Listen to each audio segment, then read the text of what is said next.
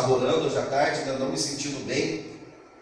Eu lembrei-me do testemunho do missionário americano, David Brainerd, que para pregar aos índios norte-americanos, ele enfrentou invernos rigorosos, neve pelos joelhos, e acabou contraindo uma mortal tuberculose.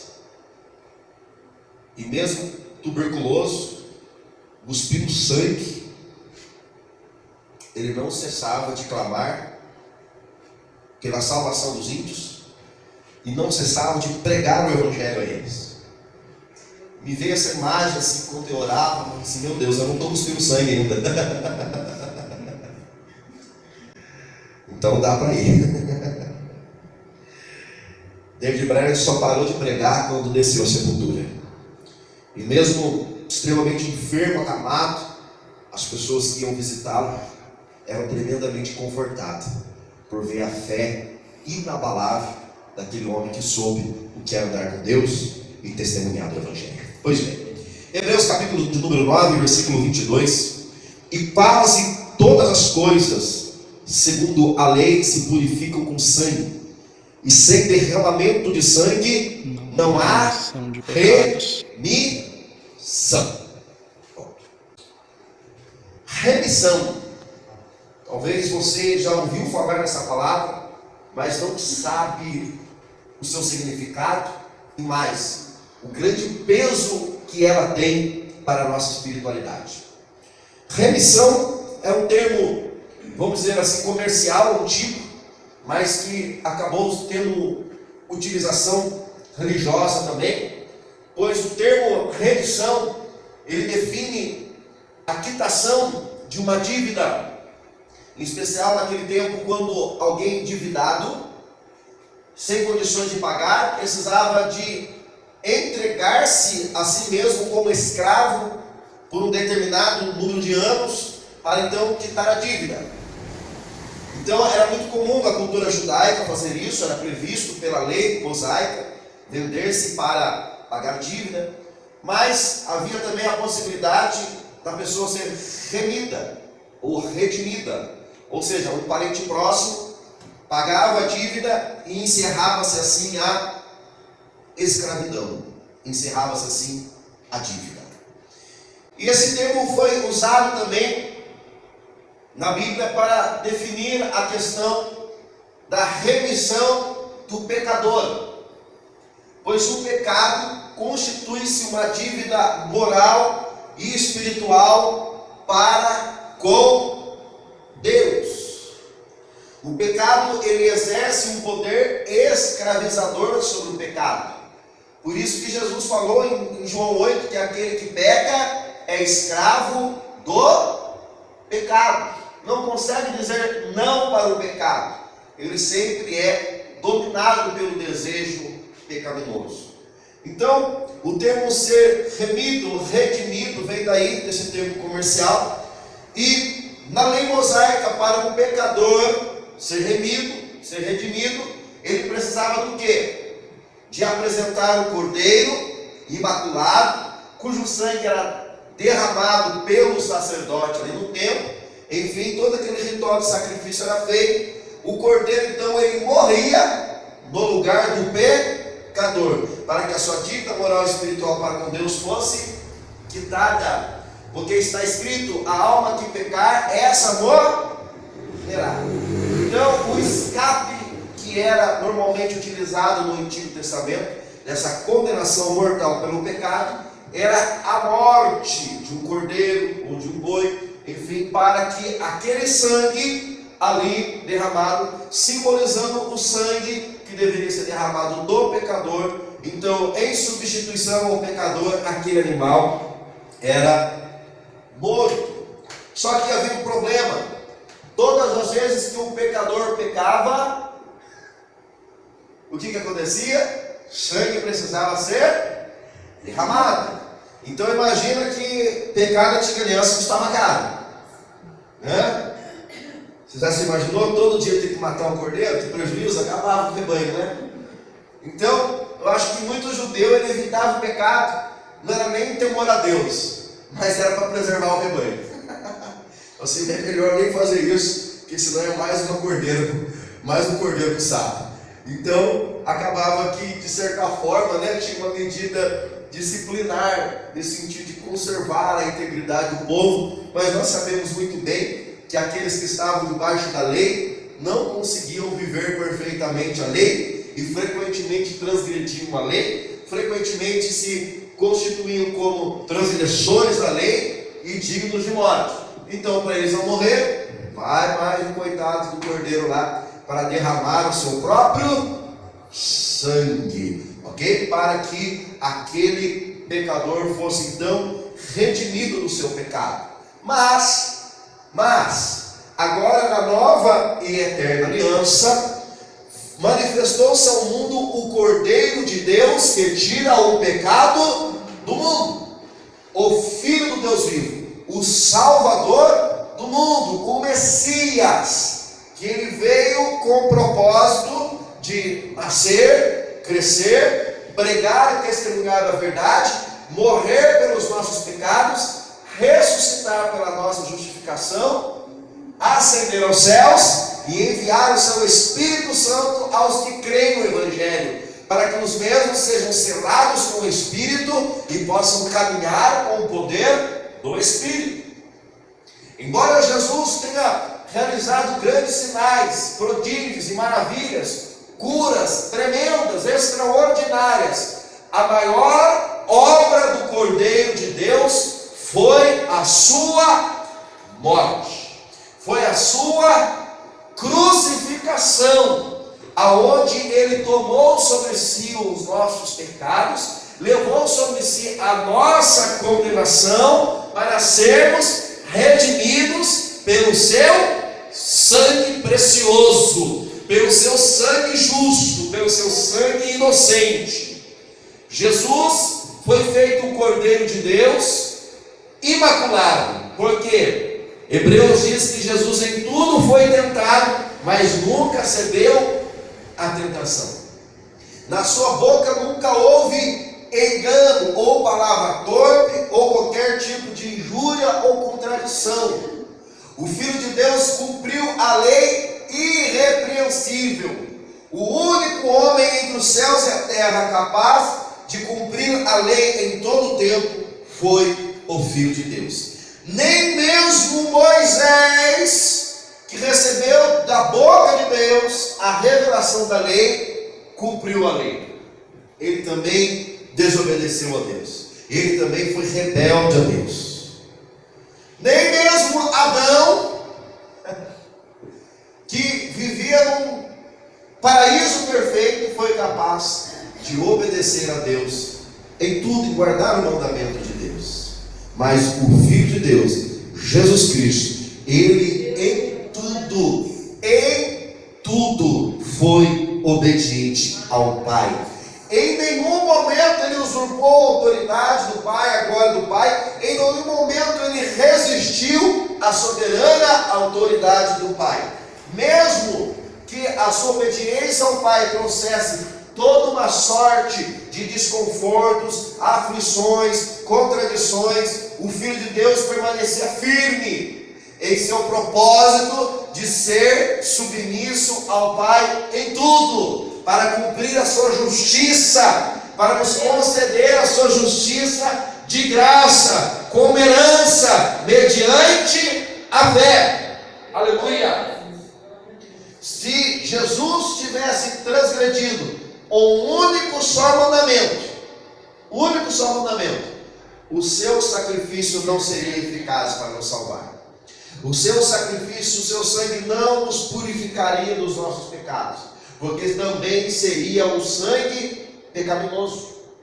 Seria o mesmo que nós tentarmos nos banhar nas águas do rio Tietê ou do rio Paraíba. Imagina se você tentar tomar um banho no rio Paraíba. Você pode usar o melhor sabonete da Natura, da Boticário, e a partir do momento que você mergulhou no rio, ao invés de você se lavar, você se sujou mais ainda.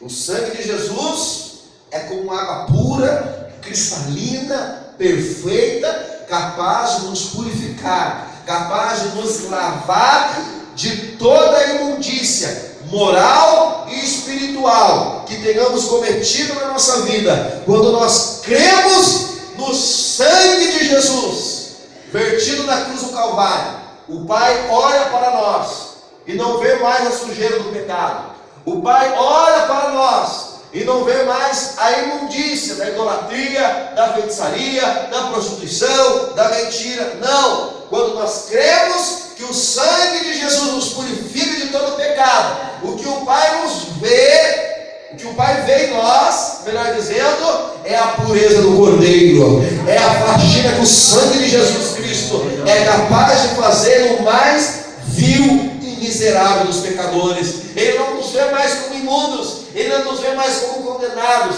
Ele nos enxerga como filhos, cobertos com o sangue do Cordeiro, lavados de toda iniquidade. Aleluia! Glória a Deus. Agora o tremendo é que Jesus não precisa de morrer todo dia para que sejamos lavados dos nossos pecados todo dia. Porque Ele morreu uma vez por todos os nossos pecados. Isso quer dizer que quando nós transgredimos a lei, desobedecemos à vontade do Pai, o que nós precisamos de fazer? Confessar, nos arrepender, confessar e clamar pelo sangue. Clamar pelo sangue de Jesus, que nos purifica de todo pecado. Abra lá sua Bíblia comigo na primeira carta do apóstolo João, no capítulo de número 1, lá perto do Apocalipse. João está lá perto do Apocalipse, Novo Testamento. Versículo 5. E esta é a mensagem que dele ouvimos e vos anunciamos, que Deus é luz. 1 João, capítulo 1, versículo 5.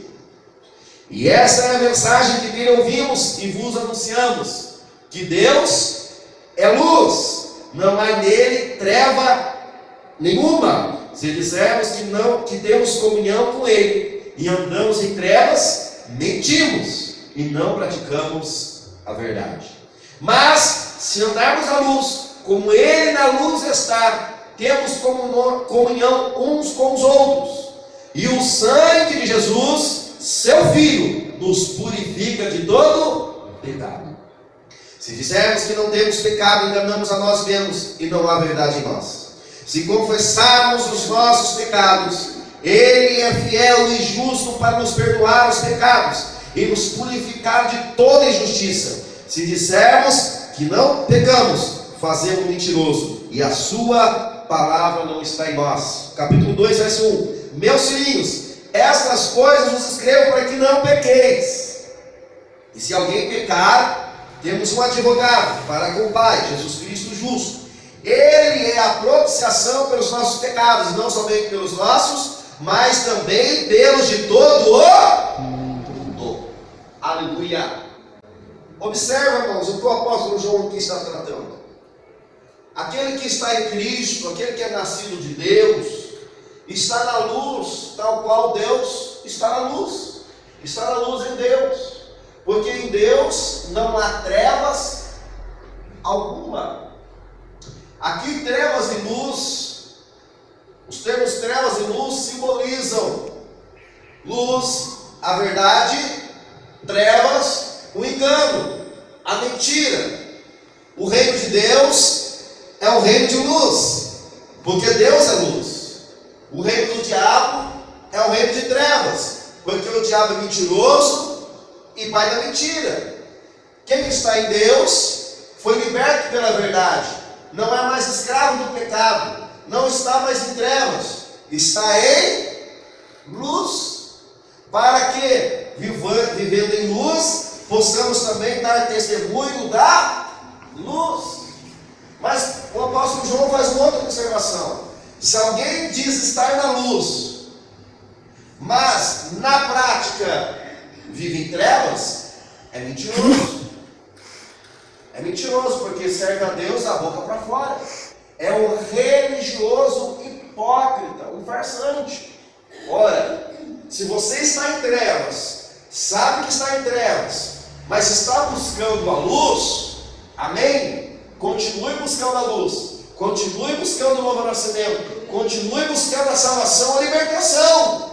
Mas não diga estar na luz quando você ainda não está, porque você estará se enganando a si mesmo. Então, é muito comum, infelizmente em nossos dias, as pessoas se batizarem em águas, dando testemunho de que morreram para o mundo e ressuscitaram para Cristo, quando na verdade não nasceram de novo.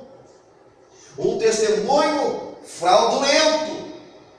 Agora, hoje mesmo, vindo para cá de carona com o Reginaldo, nós estávamos conversando sobre uma pessoa que passou por aqui, mas assim, com a passagem breve, acho que vocês nem conhecem, e acabou se batizando em um outro ministério, e batizou sem novo nascimento, e hoje vive uma vida desgraçada, amaldiçoada.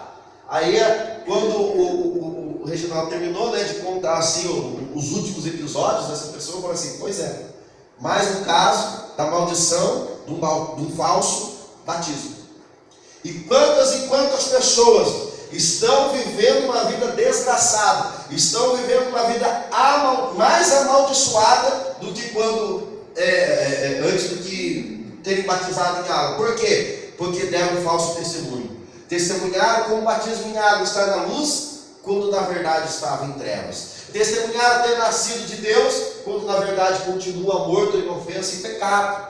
Irmãos, mentir, praticar a mentira é associar-se intimamente com o diabo. E por isso que a pessoa abre, escancara as janelas da alma para uma influência diabólica terrível na vida dela.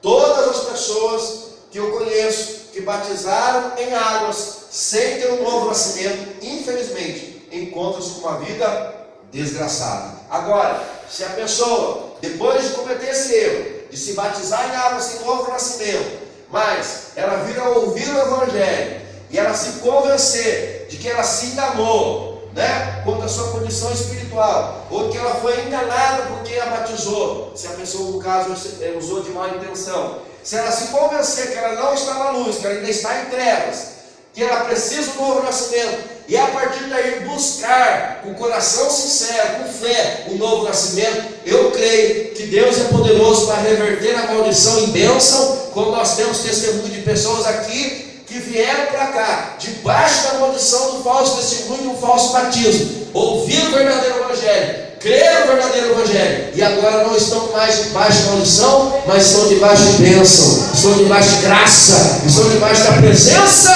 do Todo-Poderoso. Aleluia! Agora o duro, irmãos, é o orgulho religioso. A pessoa não aceita, né? Está em trevas, uma vida tenebrosa, uma vida desgastada. Não, Deus é comigo, né? É o diabo que está se levantando e não aceita a verdade. E vai indo de mal a pior, enganando e sendo enganado. Mas quando a palavra da verdade penetra no coração humano, por mais endurecido que seja, irmãos, esse orgulho ele é quebrado, é aniquilado, é jogado no pó, aleluia.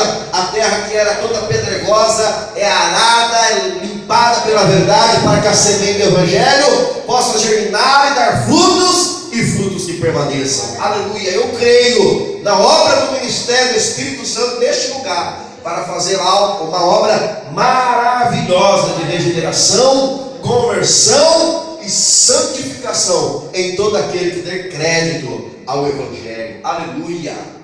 Mas se andarmos na luz, como Ele na luz está, temos comunhão uns com os outros, e o sangue de Jesus, seu Filho, nos purifica de todo o pecado.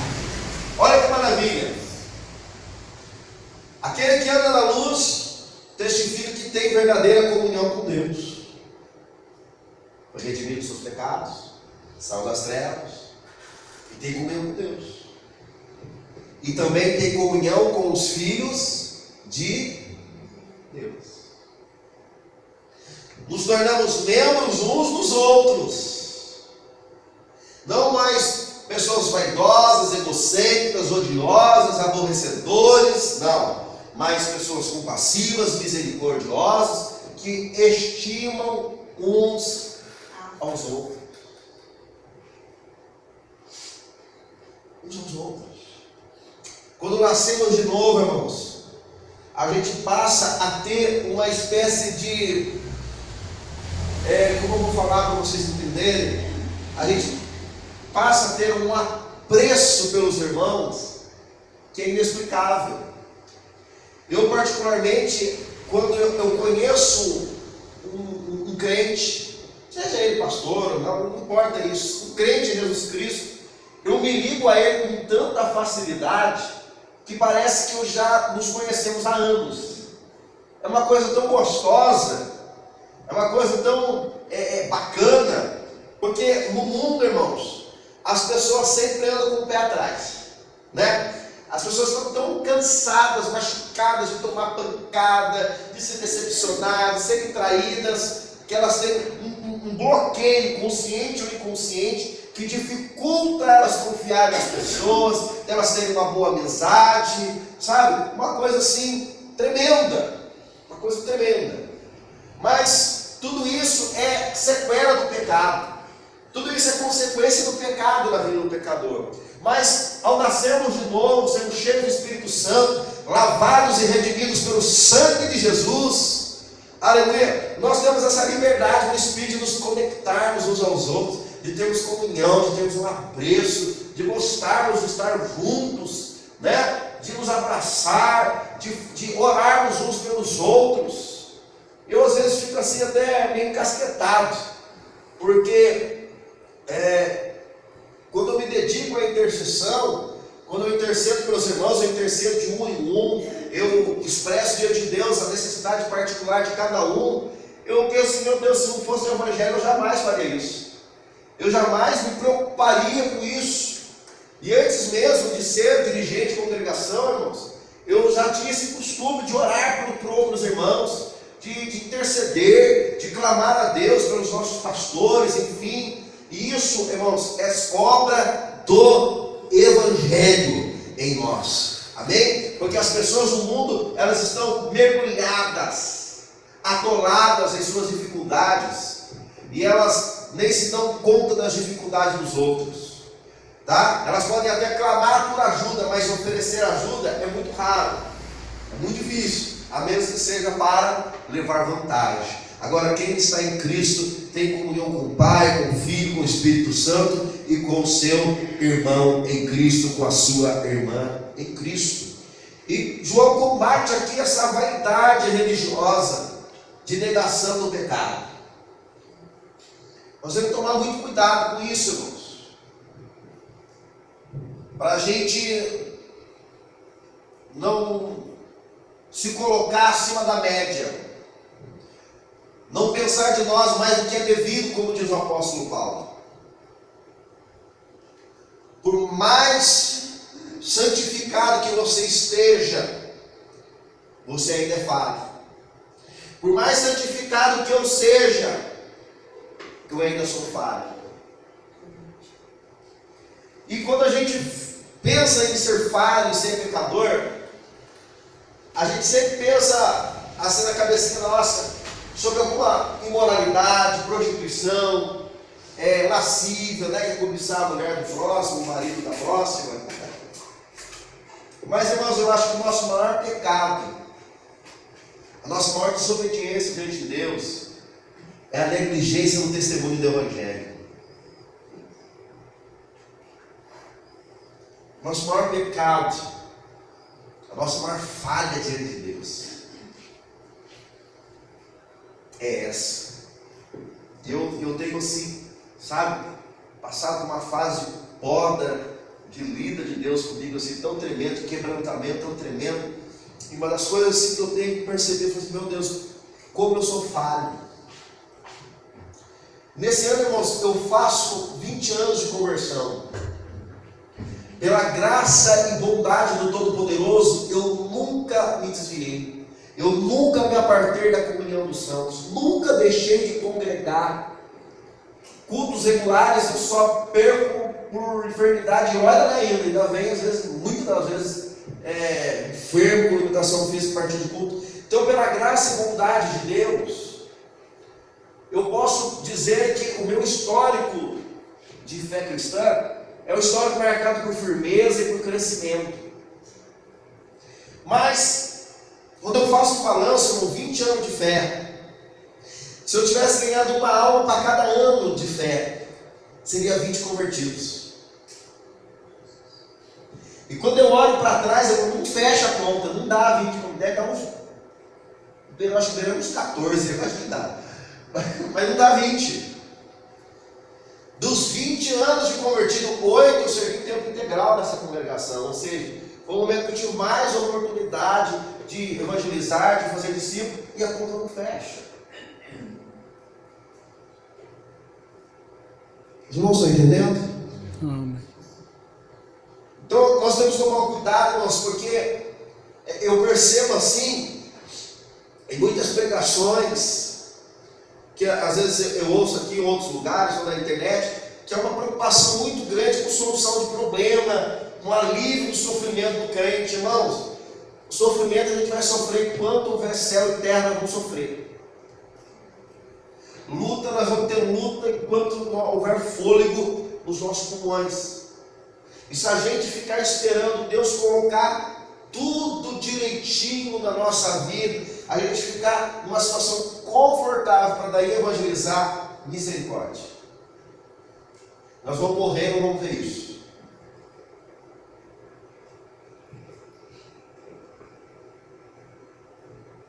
E o diabo, irmão, o bicho é uma esperteza, uma sagacidade maligna. Ele nos tenta, ele lança setas na nossa mente. Quem que é você para testemunhar? Você está com suas contas atrasadas? Quem é você para testemunhar? Você não para emprego. Quem é você para testemunhar? Você está passando por isso, por aquilo, por aquilo outro. Então ele fica sempre lançando setas de acusação para te desanimar, para me desanimar.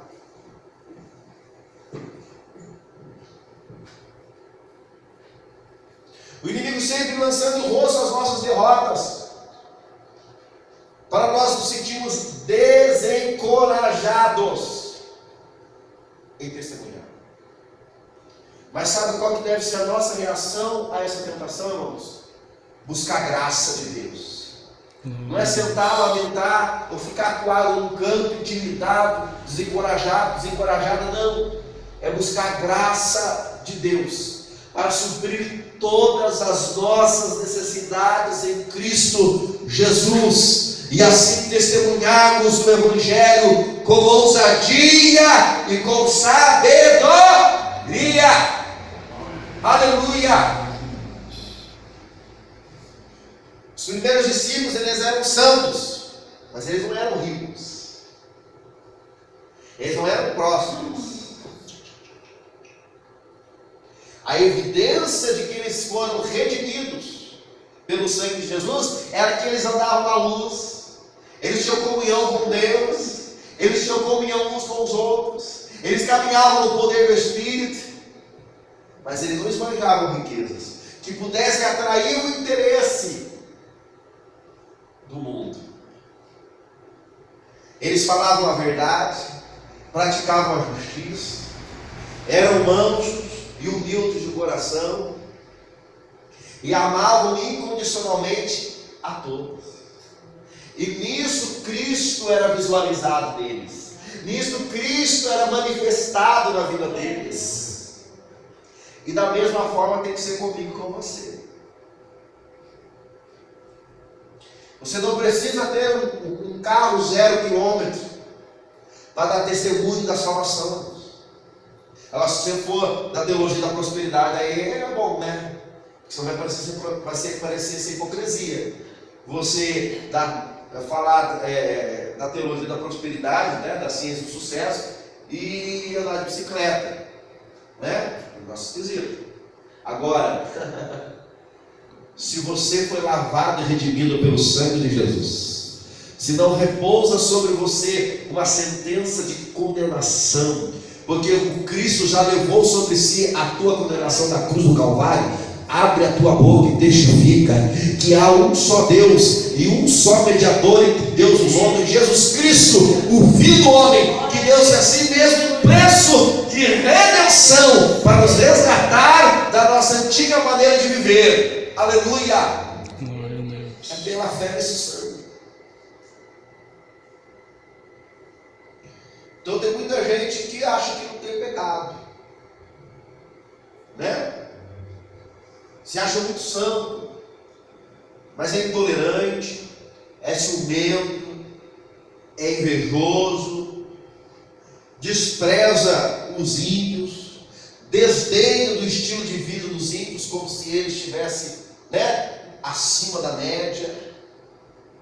Então é muito comum as pessoas se orgulharem, né, os crentes religiosos se orgulharem por não beber, por não fumar mais, por não viver mais caído na sarjeta, por não usar mais droga, por não frequentar mais boates e bares, se orgulham disso. Mas não permite Deus lidar com o rancor, com a inveja, com os ciúmes, com o orgulho, com a vaidade. Tem até um livro que eu recomendo para você ler, chama-se Pecados Intocáveis.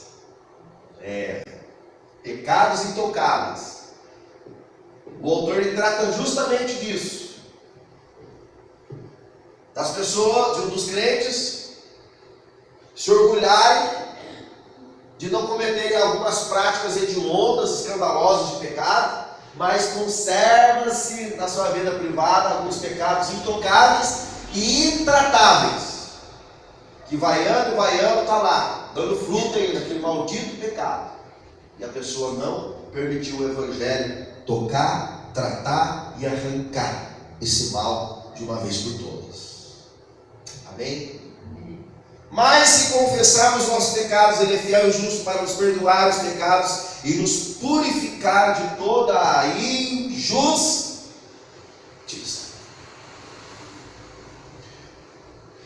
Para nós confessarmos, irmãos, que temos pecado, temos que ter um coração quebrantado. O que é um coração quebrantado, irmão Clécio? É um coração humilde. Porque infelizmente o orgulho nos cega para o nosso próprio pecado. O orgulho por si só já é pecado. E ele é uma... Olha o que eu vou falar, presta atenção no que eu vou falar. E o orgulho é uma fonte somatizante de pecado. Porque como o orgulho não permite a gente enxergar o nosso pecado, confessar o nosso pecado, se arrepender do nosso pecado, a gente se mantém no pecado. O orgulho é o pior agente de bloqueio para o arrependimento e a confissão.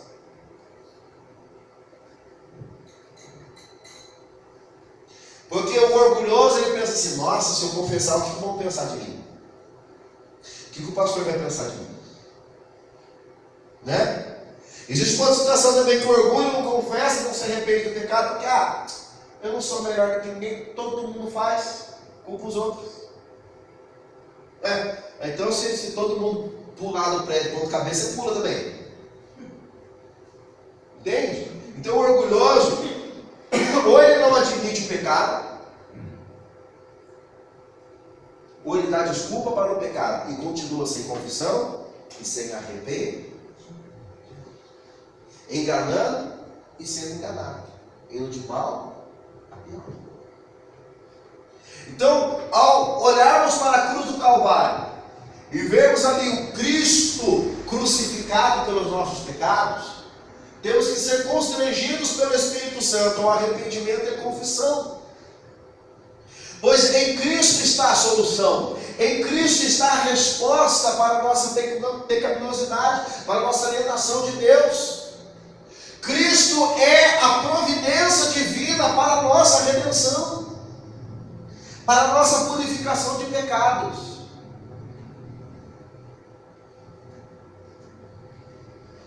Olha, quando você tem um problema e não tem a solução, ok. Você vai ter que conviver com esse problema até encontrar a solução. Mas em se tratando de pecado, que é o principal dos problemas, nós já temos a solução. E mais, nós já conhecemos Jesus Cristo e este crucificado pelos nossos pecados. E ao crermos na sua morte e ressurreição, o seu sangue nos cobre, nos absorve dos nossos pecados. E nos dá uma liberdade no Espírito Santo para não nos subjugarmos mais ao pecado. Para nós pararmos de viver no mesmo pecado. Então sempre quando eu desobedeço a Deus, eu olho de confessar, eu clamo pelo sangue de Jesus para purificar-me, para me manter coberto do seu pecado. E eu peço a graça do Espírito Santo, Senhor, para eu não errar mais. Para que o Espírito Santo mortifique a minha carne, mortifique o desejo da minha carne, quando a tentação vier novamente. Porque como eu disse para você, o diabo é muito do esperto. Quando uma tentação, quando ele aplica uma tentação a você que funciona, que te derruba, pode ter certeza que ele permanecerá ao redor e tentará de novo com a mesma tentação, porque deu certo.